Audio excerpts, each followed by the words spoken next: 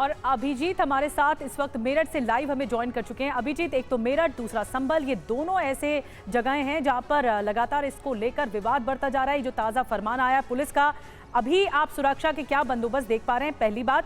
और अगर जो आपके साथ अगर मुसलमान वहां पर मौजूद हैं, कई लोग वहां पर मौजूद हैं, वो क्या कह रहे हैं मेरठ पुलिस के इस फरमान पर?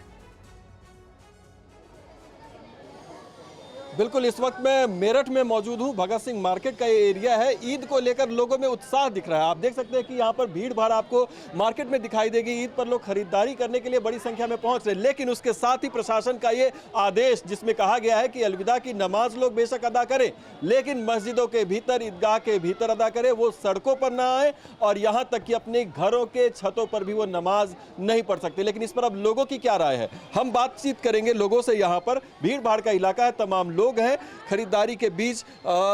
ये एक जो फरमान प्रशासन की तरफ से आया उसमें कहा गया कि लोग मस्जिदों के बाहर, सड़कों पर, यहाँ तक कि अपने घरों की छतों पर भी नमाज नहीं पढ़े। ड्रोन से नजर रखी जाएगी, कार्रवाई हो जाएगी, एफआईआर दर्ज हो जाएगी। इसको किस तरीके से देखते हैं? त्योहार के लिए उत्साह, कहीं ना कहीं ये आपको निर्णय अच्छा लग रहा है? निर्णय तो अच्छा है, मगर इसके अंदर प्रशासन को सोचना चाहिए। जितने भी हमारे मुस्लिम क्षेत्र के अंदर जहाँ भी नमाज़ें होती हैं, वो उनके निज़ाम बनाया जाए कि 10 बजे इधर है, 9 बजे इधर है या 8 बजे इधर है, तो उससे लोग जो है एक 4-5 जगह नमाज़ पढ़ लेंगे। तो जैसे उन जगह का निज़ाम होना चाहिए, जैसे हमारे यहाँ फैज़ाम इंटर कॉलेज है, यहाँ पे हो जाए, ईदगाह है और 4-5 जगह हमारे मुतर्रिर है। बता रहे हैं आप किस तरीके से देखते हैं इस निर्णय को? क्योंकि बहुत लोग आपत्ति जता रहे हैं, कह रहे हैं कि एक दिन की नमाज होती है, 10 मिनट के लिए सड़कों को खुला छोड़ देने। देखो, तो समय समय की बात होती है, जिसे मतलब एक विरोध जताना, विरोध जताते भी हैं, और जो प्रशासन का आदेश है उसके आदेश अनुसार हम काम करेंगे। और रही हमारी नमाज की बात, नमाज हमारी सभी जगह होती है, नमाज तो हमारी नमाज के तरीके से पढ़ी जाती है, मगर जैसा ऊपर से प्रशासन का आदेश है उसके आदेश अनुसार हम नमाज पढ़ लेंगे। प्रशासन के आदेश को किस तरीके से देखते हैं? कहा जा रहा है कि सड़कों पर नमाज नहीं हो सकती है। पहले जब भीड़ हो जाती थी लोग हर जगह नमाज पढ़ते थे, लेकिन अब बहुत पाबंदियां लग गई हैं। नहीं, सही कर रहे हैं प्रशासन, जो भी कर रहे हैं। मस्जिदों में ही होनी चाहिए नमाज, सही कायदा तो यही है। तो कई लोग ऐसे भी हैं जो कि प्रशासन के इस निर्णय का समर्थन करते हुए दिखाई दे रहे हैं। उनका कहना है कि अगर तरीके से और अरेंजमेंट की जाए, इस तरीके की व्यवस्था हो अगर, तो प्रशासन जैसा आदेश करे उसका पालन करने के लिए भी वो तैयार है। उनका कहना है कि इससे पहले एक व्यवस्था जो है वो जरूर बनाई जानी चाहिए थी। इस तरह की बात भी लोग कहते हुए दिखाई देते हैं। और भी लोगों से बात करने की कोशिश करेंगे। ईद के लिए उत्साह है, लेकिन प्रशासन ने फरमान जारी कर दिया कि नमाज कहीं पर भी आप नहीं पढ़ सकते हैं, आपको मस्जिदों के अंदर या फिर दरगाह के अंदर जाना पड़ेगा। धर्म किसी का भी हो, देखो जाए, जियो और जीने दो, यही सम्मान है। हिंदुस्तान की रीति यही है, जियो और जीने दो। धर्म किसी का भी हो, कि मंदिरों मस्जिदों, किसी तरह की बात है, इस पे कुछ वो नहीं होना चाहिए। लेकिन इस तरह के आदेश पर क्या कहेंगे?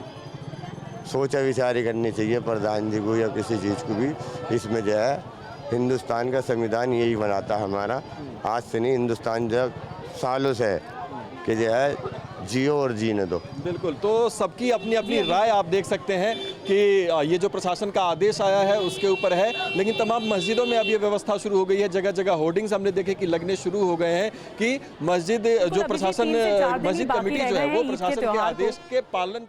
बिल्कुल अभिजीत, आप हमारे साथ बने रहिए। 3 से 4 दिन ही बाकी रह गए हैं ईद के त्यौहार को, लेकिन जो मेरठ का मुसलमान है वो ये कह रहा है कि जियो और जीने दो, ये तमाम बातें कर रहा है, समर्थन भी किया जा रहा है आदेश का। अब आपको बता दें, ईद की नमाज को लेकर मेरठ और संभल पुलिस का क्या कुछ कहना है इस आदेश पर? किसी भी सूरत हाल में रोड पर नमाज नहीं पढ़ी जाएगी। तो स्ट्रिक्ट इंस्ट्रक्शंस दिए गए हैं, इनको इन्हें बता भी दिया गया है, इन्हें नोटिस भी जारी किया गया है। लास्ट ईयर भी कुछ लोगों ने ईद पर रोड पर नमाज पढ़ी थी, करीब 200 लोगों के खिलाफ इसमें मुकदमा पंजीकृत किया गया था। इसमें 80 से अधिक लोगों को चिन्हित कर लिया गया है, उनके खिलाफ कार्रवाई की गई है। बाकी लोगों को भी चिन्हित किया जा रहा है इसमें। इस बार भी अगर कोई बैठता है तो उसके खिलाफ बहुत ही सख्त कार्रवाई की जाएगी। अगर ये कोई केस उनके खिलाफ बनता है, किसी के खिलाफ भी होता है, तो यूजुअली होता है कि जो पासपोर्ट हो गया, लाइसेंसेज हो गए, वो रद्द किए जा सकते हैं। नए पासपोर्ट नहीं बनते जब तक वो क्लियरेंस नहीं हो जाए, एनओसी कोर्ट से ना मिल जाए। सड़कों पर किसी भी तरह की नमाज अदा करने की अनुमति नहीं प्रदान की जाएगी और मस्जिद परिसर के अंदर ही एवं ईदगाह के अंदर ही नमाज अदा की जाएगी, यह सुनिश्चित किया जाएगा। छतों के ऊपर किसी भी तरह से नमाज अदा नहीं की जाएगी। जहां परंपरागत रूप से मस्जिद के अंदर, ईदगाह के अंदर नमाज अदा की जाती रही है, वहीं की जाएगी। और किसी भी व्यक्ति को गलत तरीके से नमाज अदा करने नहीं दी जाएगी।